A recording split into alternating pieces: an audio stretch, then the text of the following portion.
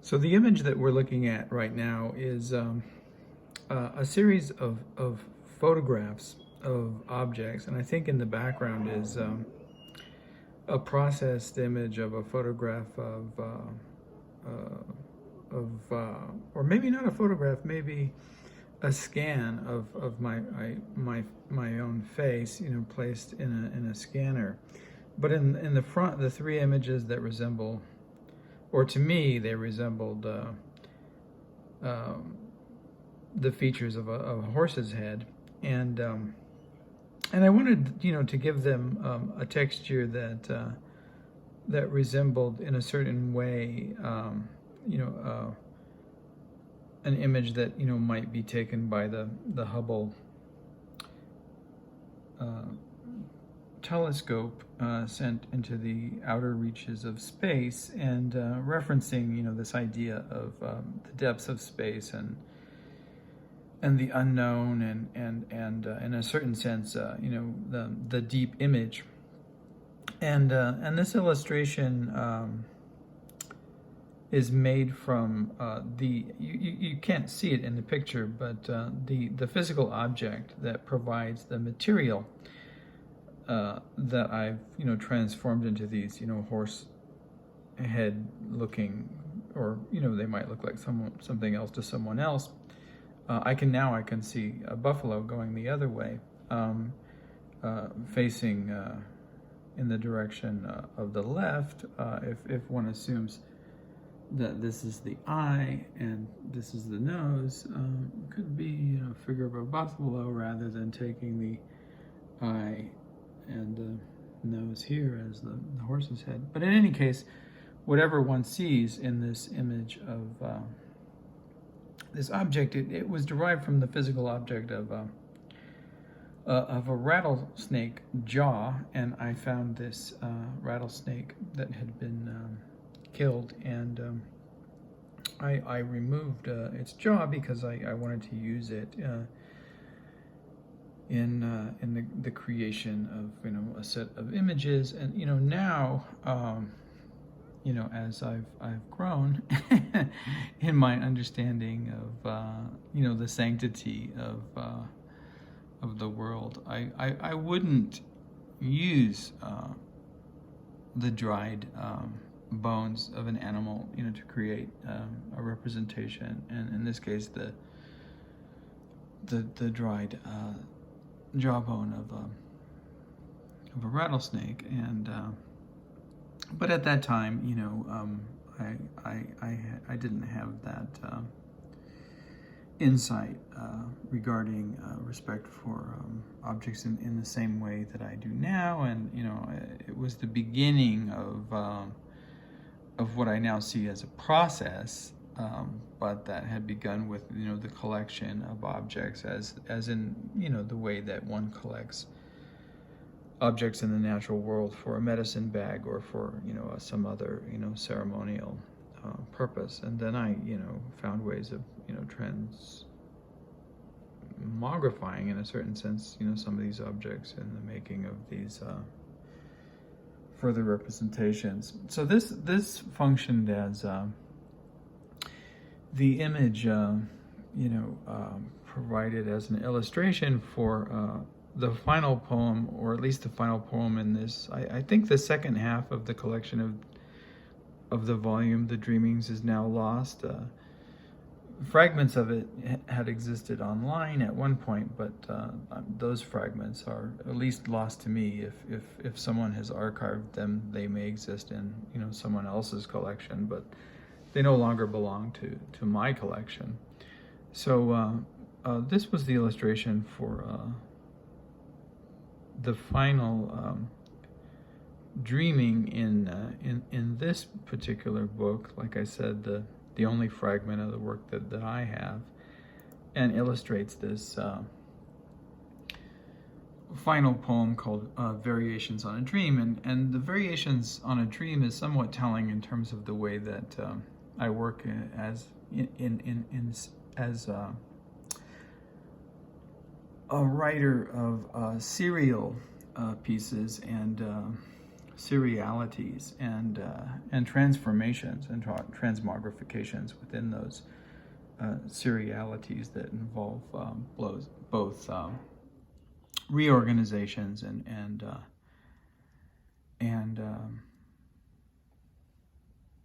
transpositions and transformations, as in transformational grammar and other types of transformations that are non-binary and that are non-hierarchical. And what in terms of transformational grammar, the hierarchy occurs as a set of instructions in which the transformations are ordered. So, for example, passivization versus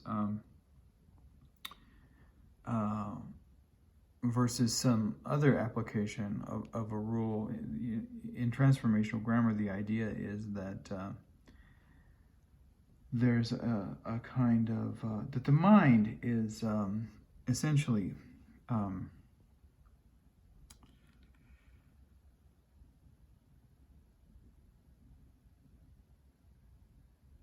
what is the word that I'm looking for?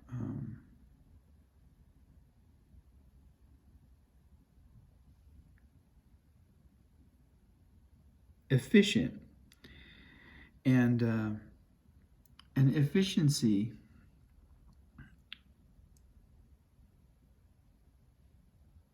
involves, in this instance, determining the fastest way of getting from here to there. And we share that efficiency. And so the function of the hierarchy of rules, one rule, the sequential nature of the rules, rule A preceding rule B, as in the way that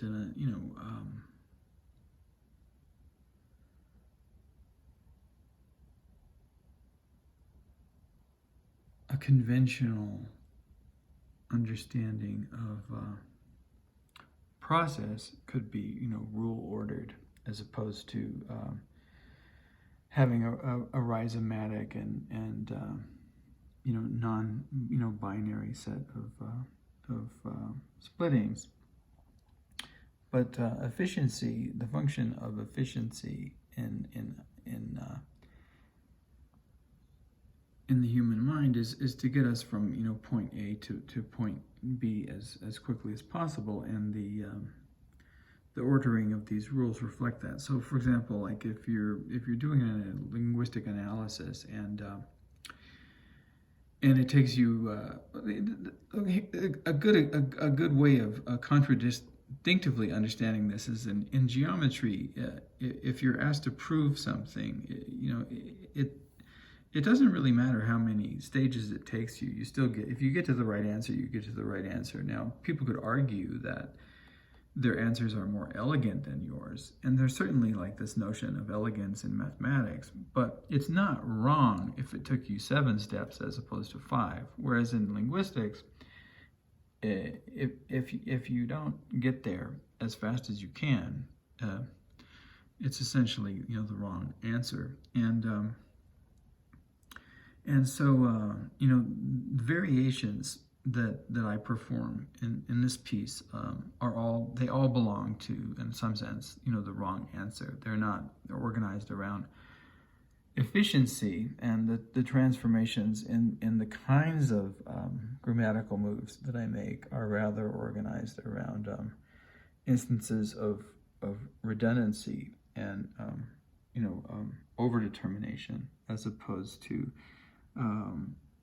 linear sequencing. And that relates to an idea that I've talked about before, in the distinction between this vectoral notion of displacement, getting from here to there as a vector of the shortest distance from point A to point B, and what I've referred to as the ramble. And the ramble involves the material conditions under which individuals who have differences of identity and social construction, but also of physical embodiment, actually move in the one could say striated spaces of the real world. So So this is all about those striated spaces.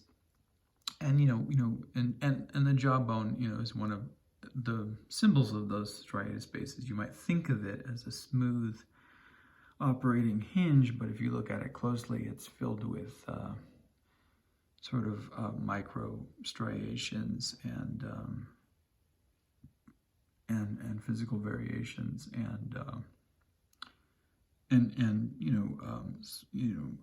porous material rather than smooth material. Though our idealization of it is not that way. And teeth, of course, are the same. And these variations on a dream, that's a description of what is meant by variations and the idea of variation. And then the content of the dream, is well, the content of the dream. Let's say one can read that and read into that as one sees. But I've never actually provided a reading of this piece, Variations on a Dream, and I had thought about reading it. I think because there's a reference in this particular poem to first snow, and I'm currently engaged in a project of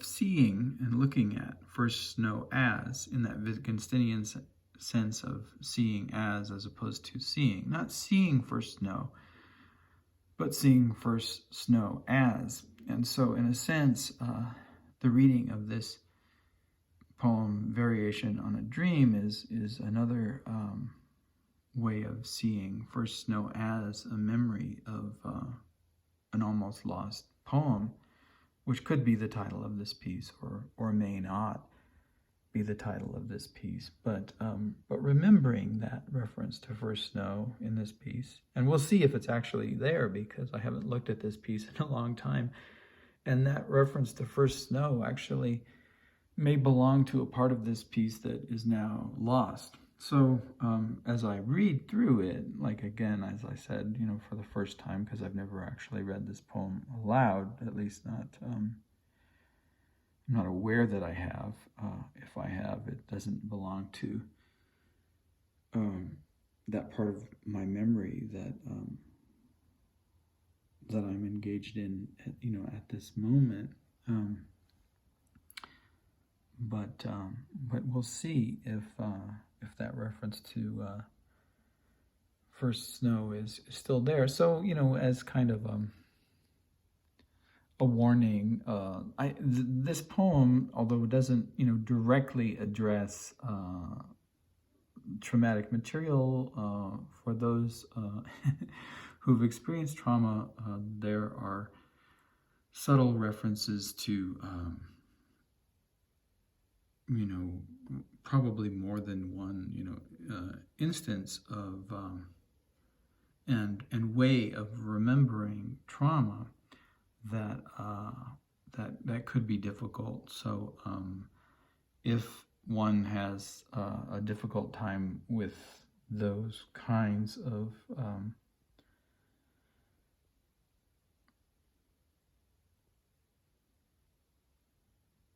indirect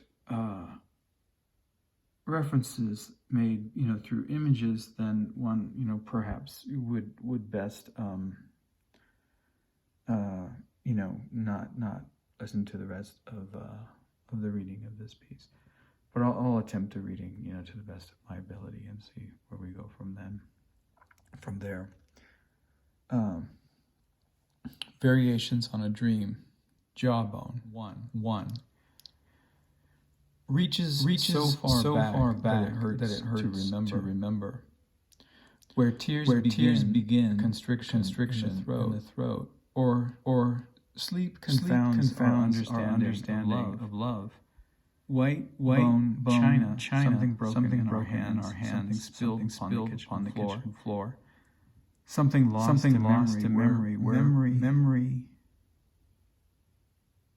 remains film grain images moving across opalescent screens. silenced or well forgotten, whispers and murmurs. Redolent within the fracture and cleavage of midnight, moonbeams, anagogic, daydreams, and grid black rack screams. 2. Places a tooth in a box made of cardboard, gold. Remove coin from a box made of leather. 3. Blood. Metaphor of reality and sacrifice, of which the animal awaits renewal. In the shedding of skin under disregard, of days fallen away, slim thickening scales, dusk, quick as a break through window glass, picket fence, fire, and neglected paradise, symbol and generation, disrepair, and despair, knots, threaded as silk, spindles for the next finest new clothes, to bind as great sky. Left in the wake of abandonment by God. Tesseract. One. Called it this, perhaps, because of the way of space, or the way that light lies loudest in the dark. Times. Called it that, perhaps, because of the way a jawbone is both an instrument and parody, death, hard, gray, black, gentle, against the angry, white, because the dream, the job along with the stubborn molar. Recalls earlier dream, rotting wisdom held in place, staple, nails. 2. The tesseract is to the cube. The tesseract is to the cube what the cube is to the square. Pythos, what Oya is to pythos, what pythos is to empty glass. Medicine bag is to water. Medicine bag is to water. What shaman is to poet. As shaman is to poet is to the silences between words. As mountain of fire is to temple. As mountain of fire is to temple. What cathedral or temple? What cathedral to temple home ablaze in smoke, ash, and flame. 3.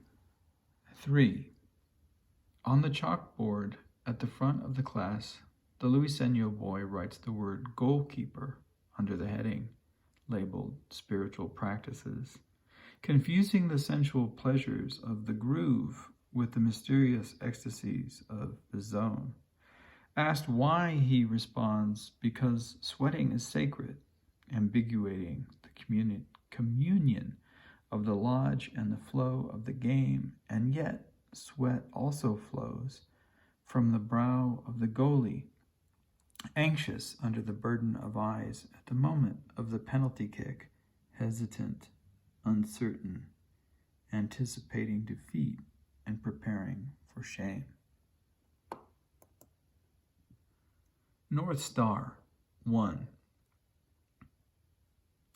This section could also have been called Polaris, and the play on the word Polaris is important. 1. Reaches North so Star far back. 1. That the Great reaches so far back. Southern Cross. That the Great reaches so far beyond. The Southern Cross. That the mandible reaches so far beyond. That the mandible clings to the bull market. So far without. Reaches that the reaches so far without. That the road splinters. Reaches so far forward. That the reaches so far forward, snorts its warm, that the backward near snorts its stiffens its ears and brays against both, stiffens its ears and brays against both, where thorns begin and the light slack shelter, where thorns of the burdening road slack shelter, of the burdening road in the shadow winter's first fallen snow, permeates something silent pattern of our memories on the third day of winter's first fallen snow, something spilled across fractured floor within the glass, spindled blood within the glass entry door, etching of the entryway first fallen snow, spindled Something within spilled the glass across the cutting room inset floor, of the fingerprint entryway and door. blood upon the chopping block, etchings of fractured light, spindled within the glass inset of the entryway door. Within the glass inset of the entryway door.